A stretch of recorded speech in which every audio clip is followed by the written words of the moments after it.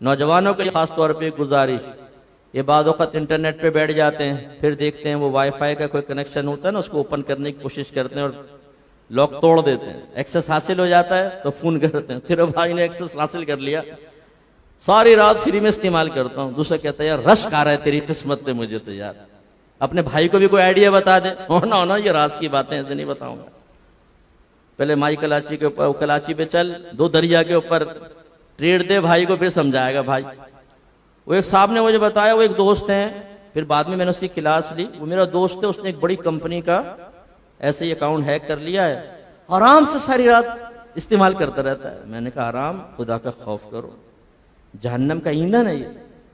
मेरे आका सल्लल्लाहु अलैहि वसल्लम फरमाते हैं कि कोई मुसलमान अपने मुसलमान भाई की कोई चीज उसकी इजाजत के बगैर इस्तेमाल ना करे, हत्ता के खिलाल, टूथपिक, ये भी सरकार ने फरमाया पूछ के इस्तेमाल करो।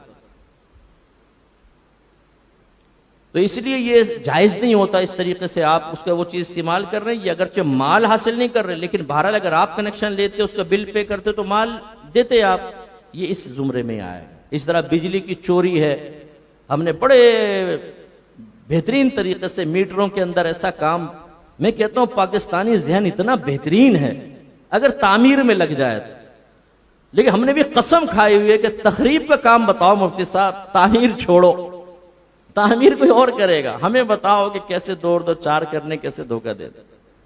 हमारे वालिद साहब फौत हो गए, अल्लाह उनको जन्नतुल फिरदौस में आला मकाम अता फरमाए। वो चावल की ट्रेडिंग होती थी तो उसमें भी वो हिस्सेदार थे कुछ, तो बताते थे यहां से बाहर बोरियां जाती हैं तो पीवीसी का पाइप होता है ना, उसको बोरी के बीच में पहले यूं खड़ा कर देते हैं, फिर अच्छी गंदुम चारों तरफ डालते हैं और उस पाइप में गंदी गंदुम डालते हैं, इसके बाद आखिर में वो पाइप बाहर, ऊपर से बोरी सी, कितने भी सुए मार मार के उसका सैंपल निकाल कर देख लो, बेहतरीन निकलेगा।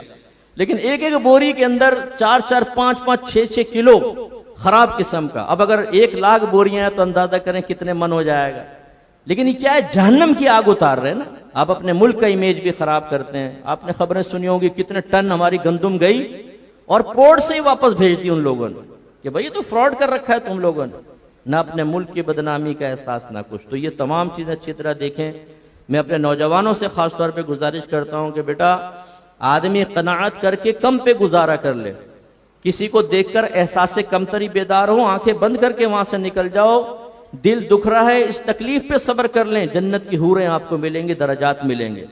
लेकिन यूं मत कीजिएगा कि इस तकलीफ, ये तकलीफ अब मुझसे बर्दाश्त नहीं हो रही, अब तो बस मैं कुछ ना कुछ करूंगा, और आप हराम तरीके की तरफ बढ़ जाएं, गलत तरीके की तरफ, खुद भी हराम खाएं, अपने बीवी बच्चों को हराम खिलाएं, तो ये अपनी आखिरत की बर्बादी का सामान होगा।